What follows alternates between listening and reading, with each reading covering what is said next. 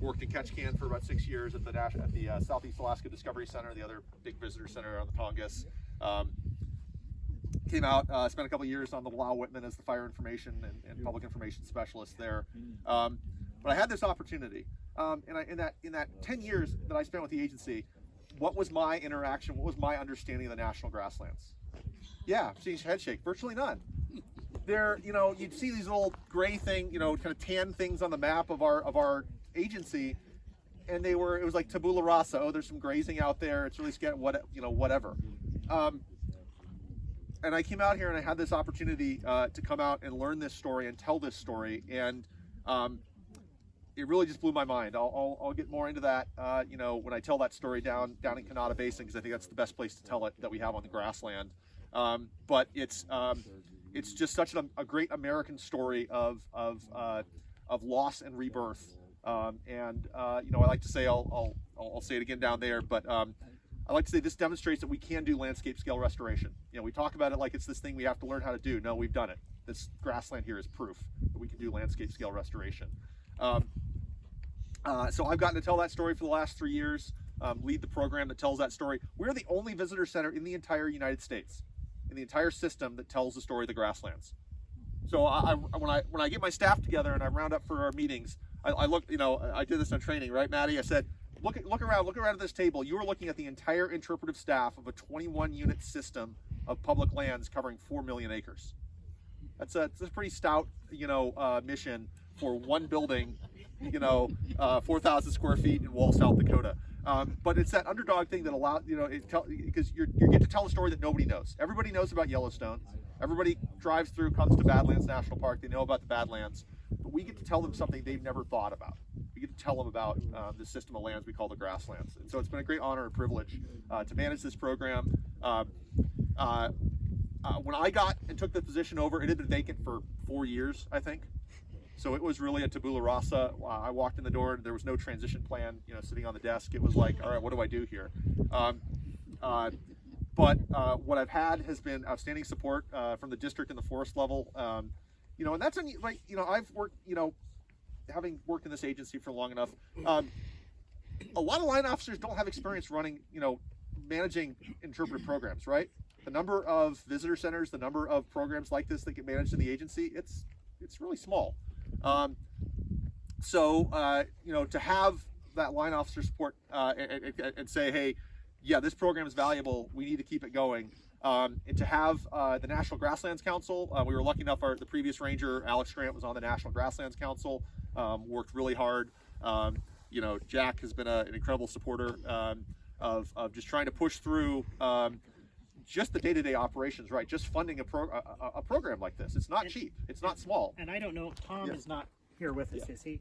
No. I don't think so. Yeah. So he started the National Grassland Council and got a lot of, when he was deputy chief of the National Forest System in DC, and so he brought a lot of attention to the national grasslands. He established the council and just kind of started the process of making people aware of what we have to offer, and you know, just the beauty of rolling prairie, Badlands, you know, 20 different places in the United States, and one tall grass prairie just outside of Chicago. So it's pretty neat. So I think a lot of it did start with him as far as a recognition of national grasslands and to get us on the Forest Service map. So kudos to him. Too bad he isn't here, but I'll tell him that when I see him again back at the community center. But he was a huge part of getting that started, no doubt about it. That's great. So the center was opened in 1994. Yes. Thanks, Sure. Travis and Maddie and Jack. Can you just touch on at some point, with representing all the grasslands that you do, how you've evolved in social media to reach people that don't come to Wall, South Dakota right now and shut down that aren't here so they can learn about the grasslands? Sure, and that's an ongoing. You know, that's why did I get hired by the agency 13 years ago? Well, I started as an SCA intern in a cubicle on the 5th floor of the federal building in Juneau. I was an RO intern, the first SCA ever there. And I would go out and work my 6 day a week at Mendenhall Glacier. And I just graduated from college running the first sports blog at the University of Idaho. I was on Twitter and Facebook and all these new things. And I started the first Facebook page for the Forest Service ever before we actually had permission to do that. And we got a nice letter from Chief Tidwell that said you need to turn this off. And Senator Mark Begich sent a nice letter to Chief Tidwell and said, "Why did you make them turn this off? Because this is a great way of telling our story." And so we ended up, leading it right. That partnership with the National Forest Foundation, it was a challenge. There's a whole, I could tell the whole story because I got to tell the chief that. But anyway, Chief's review of the Alaska region. Anyway, we have some of these tools and techniques now.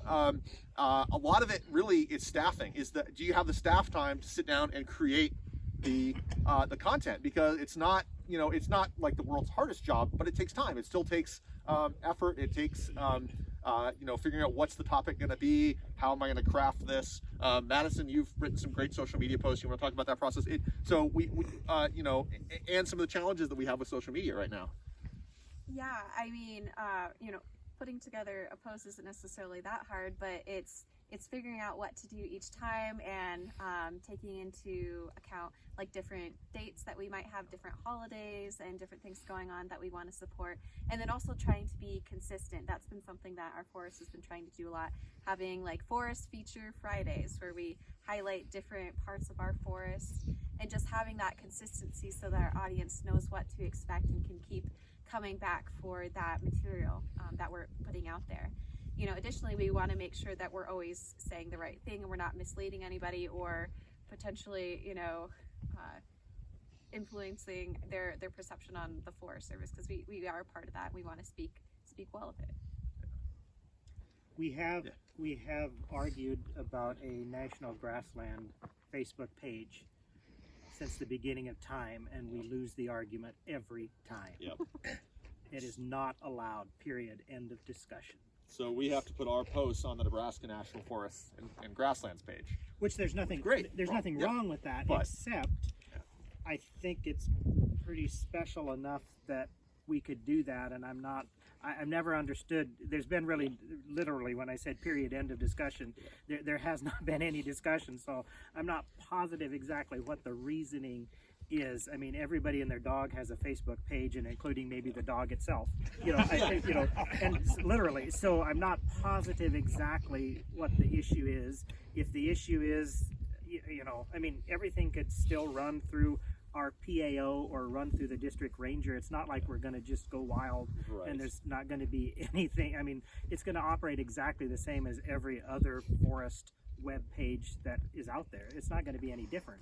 It's just going to be targeted to national grasslands. It would give us a little bit more opportunity to do something on our Facebook page, instead of putting it on the Nebraska Facebook page, putting it on a grassland page, and then we could get more specific into each national grassland and the tall grass prairie.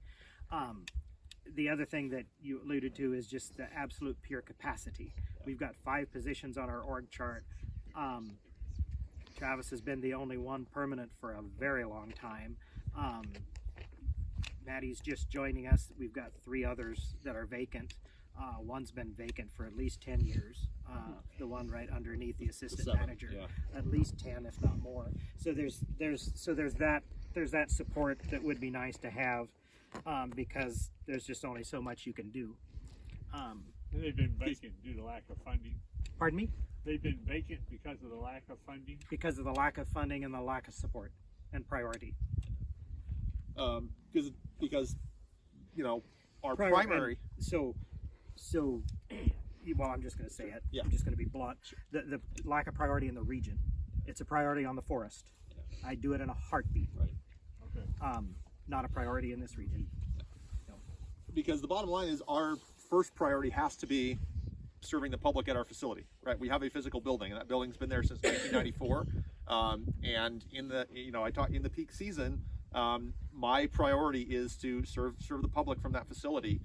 We are open 10 hours a day, 7 days a week, 70 hours a week, from anywhere when I can get my staff on in late April, early May, Memorial Day, depends on when I have staff on, all the way through September. We just shifted off of that 70-hour week operations just a couple of pay periods ago. We're down to 8 to 5, and we're going to be closing up here for the season after next week. But you know, the priority has to be, we've got a building, we're telling stories out of that building, and that's